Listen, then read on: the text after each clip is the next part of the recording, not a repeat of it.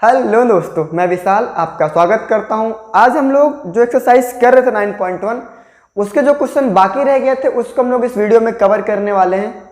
और आप लोग जैसा देखे होंगे पिछले वाले लेक्चर को, जिसमें हम लोगों ने जो क्वेश्चन किए थे बहुत अच्छे तरीके से एक नए फार्मूले से हमने क्वेश्चन को सॉल्व किया था, तो हम आज भी उसी फार्मूला का यूज करके यहाँ पे बचे हुए क्वेश्चन को सॉल्व करेंगे। तो स्टार्ट करते हैं हम लोग क्वेश्चन को सॉल्व करना। जो हमारा अगला क्वेश्चन है वो है क्वेश्चन नंबर 6। अगर हम 6 की बात करें इसमें क्या लिखा है, a shopkeeper gives 11% discount on a television set, hence the cost price of it is ₹22,250 rupees, then find the mark price of the television set. देखो, अगर हम इस क्वेश्चन की बात करें तो इसमें हमें डिस्काउंट परसेंट दे रखा है। डिस्काउंट परसेंट कितना है, वो 11% का है। एंड यहां पे क्या लिखा है, cost price of it is 22,250 rupees, मतलब ये कॉस्ट प्राइस यहां पे दे रखी है 22,250 रुपए, बट ये कॉस्ट प्राइस भी दे रखा है। अब कॉस्ट प्राइस का मतलब क्या होता है, हमारे क्वेश्चन में कहीं भी कॉस्ट प्राइस की बात नहीं करी गई है। यहां पे सिर्फ SP, MP, discount and discount percent की बात करी गई है, बट यहां पर कॉस्ट प्राइस की बात करी जा रही है। तो यहां पे एक चीज मिसिंग है, वो क्या होगा, cost price for customer, cost price for shopkeeper and cost price for customer कि में क्या डिफरेंस होता है, पहले उसको थोड़ा हम लोग समझते हैं। मान लिया जाए कि कोई शॉपकीपर है, मान लो मैं हूं, मैंने इस मार्कर को खरीदा, मैंने खरीदा होलसेलर से, मैंने इस मार्कर को खरीदा, तो ये क्या होगा, कॉस्ट प्राइस फॉर शॉपकीपर, मान लो जितने रुपए का होगा मैंने खरीद लिया। अब हमने क्या किया, अपने कस्टमर को इसको बेच दिया, तो कस्टमर के लिए क्या होगा, जो हमने जितने रुपए में बेचा वो क्या होगा, उतने रुपए मुझे देगा, और वो बोला कस्टमर हमने इतने रुपए में खरीदा, मतलब कस्टमर के लिए जो कॉस्ट प्राइस होगा वो हमारे लिए क्या होगा, सेलिंग प्राइस होगा। मतलब अगर हम इसे 25 रुपए में अगर हमने कस्टमर को बेचा तो हमारे लिए सेलिंग प्राइस होगा एंड कस्टमर के लिए क्या होगा, कॉस्ट प्राइस होगा। तो यहाँ पे वही कॉस्ट प्राइस फॉर कस्टमर यहाँ पे होना चाहिए था, बट इस क्वेश्चन में मिसिंग है, तो बट कोई नहीं, हम लोग सॉल्व करते हैं इसको। तो यहाँ पे cost price for the customer वो क्या है, 22,250 रुपीज, मतलब वो कॉस्ट प्राइस नहीं, कुल मिला के क्या है, वो सिर्फ और सिर्फ एसपी है। तो हम लोग यहाँ पे एसपी लिखेंगे कितना, ₹22,250 रुपीज, ठीक है। एंड देन हमसे क्या पूछ रहा है यहाँ से, mark price of television set, मतलब हमसे एमपी पूछ रहा है, ठीक है। तो हमारे पास वही एक फॉर्मूला है, उसी फॉर्मूला का हम लोग यूज करके क्वेश्चन को सॉल्व कर रहे हैं, जो क्या होता है, MP upon 100 equal SP upon 100 minus discount percent equal discount upon discount percent, ठीक है। तो हमारे पास ये फॉर्मूला दे रखा है, बहुत खूबसूरत सा फॉर्मूला है जो सारे क्वेश्चन को सॉल्व कर देता है। यहाँ पे अगर हम इसको देखें तो हमसे यही एमपी पूछ रहे हैं, एंड यहाँ पे देखें तो हमें एसपी की वैल्यू गिवन है, और इसमें हमें क्या होगा, डिस्काउंट पता नहीं करना है, इसलिए हम लोग ये वाला नहीं यूज करेंगे, तो हम लोग सीधा यही दोनों यूज करेंगे। हमको पता एमपी नहीं पता, तो हम लोग सिर्फ एमपी यहाँ पे लिखेंगे अपॉन 100, ठीक है, इक्वल एसपी कितना दे रखा है हमारे पास है 22,250, मतलब 22,250 रुपीज। अब यहाँ पे 100 माइनस डिस्काउंट परसेंट, यहाँ पे क्या है, 100 माइनस डिस्काउंट परसेंट, इसका क्या मतलब होता है, 100 में से हम लोग डिस्काउंट परसेंट को माइनस करेंगे। डिस्काउंट परसेंट कितना हमारे पास 11, अगर 100 में से 11 को माइनस कर देंगे कितना बचेगा, 89, ठीक है। यहाँ हमने क्या लिख दिया, 89। अब हम लोग क्या करेंगे, इसको सॉल्व करेंगे।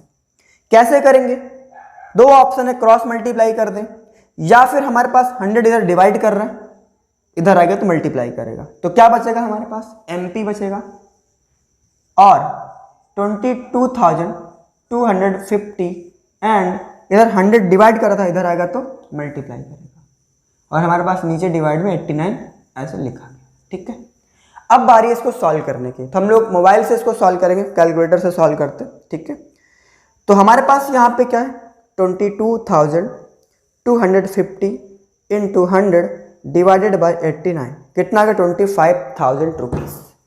तो यहाँ पे हमारे पास जो एमपी की वैल्यू आ गई वो आ गई 25,000 रुपीज, ठीक है। तो इस तरीके से हमने क्या कर लिया, क्वेश्चन नंबर 6 का भी आंसर फाइंड आउट कर लिया बहुत आसानी तरीके से, ठीक है। तो यहाँ पे हमारे पास सिर्फ एक ही फॉर्मूला है जिसको हम यूज करके क्या करना है, सारे क्वेश्चन को सॉल्व करना है। उम्मीद करूंगा आपकी वाला क्वेश्चन समझ आया होगा, ठीक है। नहीं आ रहा है तो कोई दिक्कत हो तो आप कमेंट में पूछ सकते हैं। तो हम लोग बढ़ते अगले क्वेश्चन की तरफ, जो हमारा क्वेश्चन नंबर 7। क्वेश्चन नंबर 7 की बात करें तो उसमें हमारे पास क्या है, कुछ एक्टिविटी वाले क्वेश्चंस हैं वो, बट फिर भी हम लोग उसको सॉल्व करके जो उसमें कुछ फिलअप करना है हम लोग क्या करेंगे, फिल कर देंगे जो भी इंफॉर्मेशन उसमें आएगी। ठीक है, तो हम लोग सॉल्व करते हैं क्वेश्चन नंबर 7। ठीक है, 7 में क्या दे रखा है, after offering discount of 10% on MP, MP मतलब मार्क प्राइस, मार्क प्राइस पर उन्होंने डिस्काउंट दे रखा कितने का, 10% का। तो यहाँ पे हमारे पास डिस्काउंट परसेंट की वैल्यू फिर से दे रखी है, वो कितनी है, 10%। ठीक है, एंड और उसके बाद यहाँ पे customer get total discount of 17 rupees, यहाँ पे डिस्काउंट की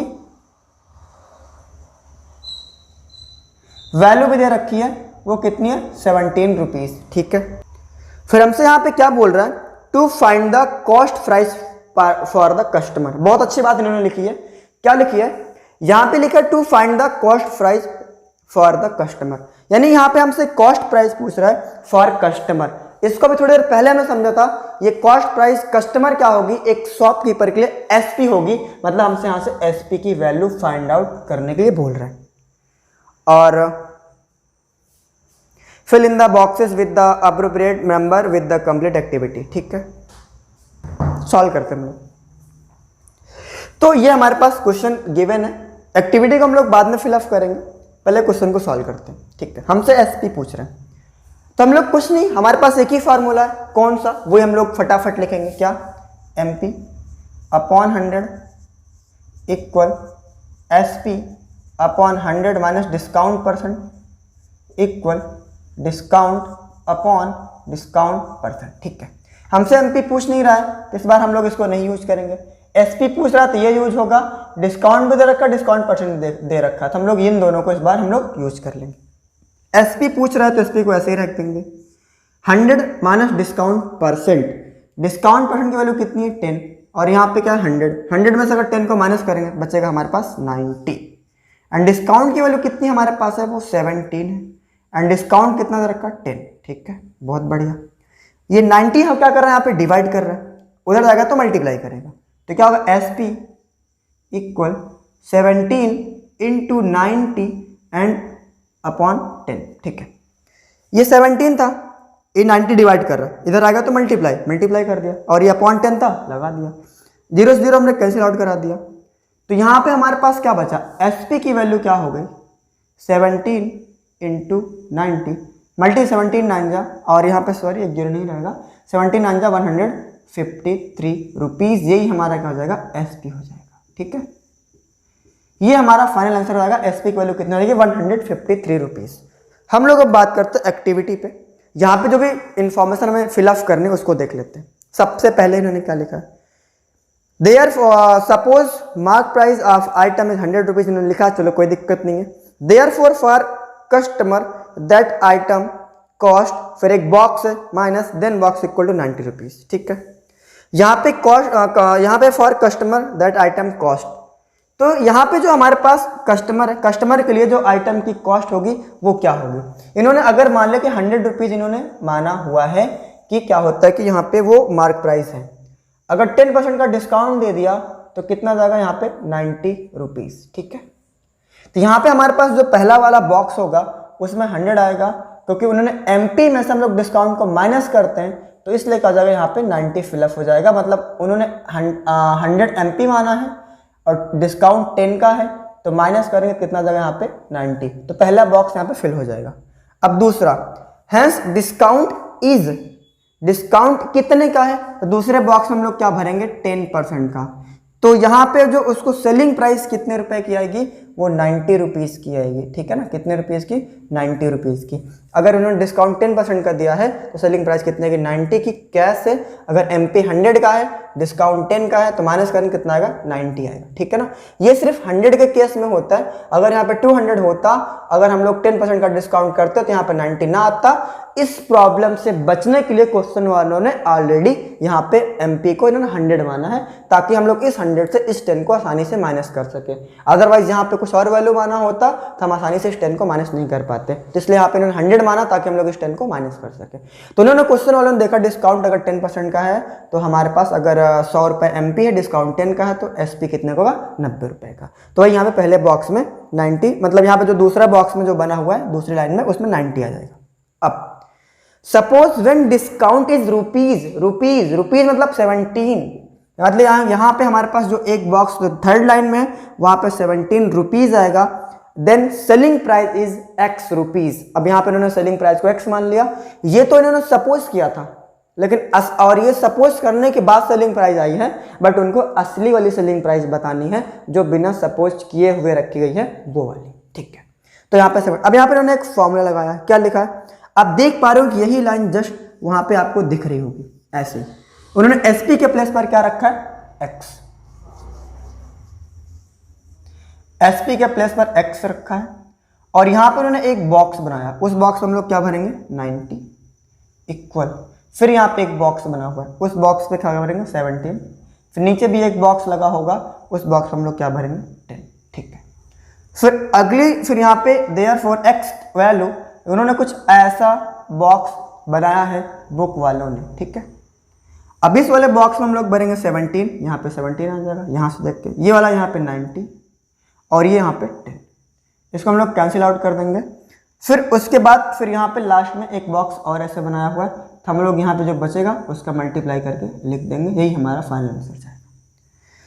देखो इस क्वेश्चन में क्या बोल रहा था, क्वेश्चन वही नॉर्मल सा था कि मतलब डिस्काउंट दे रखा था 10% का, उसकी वैल्यू भी दे रखी थी, तब हमसे SP पूछा था, हमारा पुराना फार्मूला ये हमने लगाया, देन सॉल्व किया, हमारा आंसर आ गया।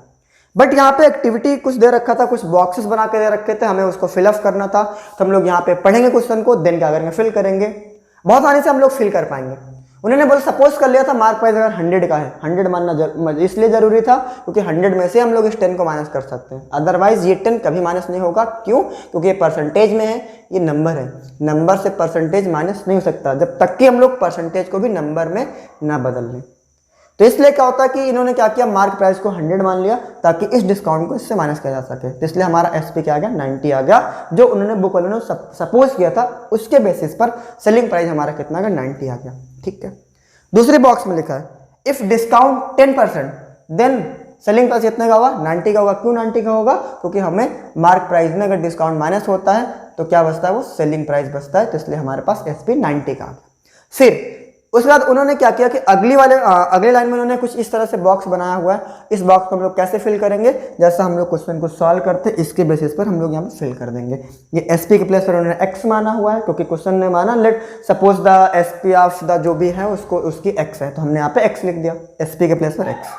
यहाँ पे इस वाले बॉक्स में हम लोग 90 फिलअप कर देंगे, इस वाले बॉक्स में 17 एंड इस वाले बॉक्स में 10 फिलअप करेंगे। फिर ये ऐसा कुछ दिख रहा होगा, ये 90 इधर जाएगा तो यहाँ लग जाएगा, कुछ ऐसा होगा। हम यहाँ पे हमने 0 से 0 कैंसिल आउट कर दिया, इसका मल्टीप्लाई किया, तो ये फाइनल आंसर आ गया 153 रुपीज़, जो हमारे क्वेश्चन का आंसर है, जो है क्वेश्चन नंबर 7। उम्मीद कर रहा हूँ कि वाला क्वेश्चन भी आपको समझ आया हुआ होगा। हम लोग बढ़ते हैं अगले क्वेश्चन की तरफ, जो है क्वेश्चन नंबर 8। अगर हम क्वेश्चन नंबर 8 की बात करें तो क्या बोला जा रहा है इसमें, A shopkeeper decides to sell a certain item at a certain price. He taxes the price on the item by increasing the decided price by 20%. While selling the items, he offered 20% discount.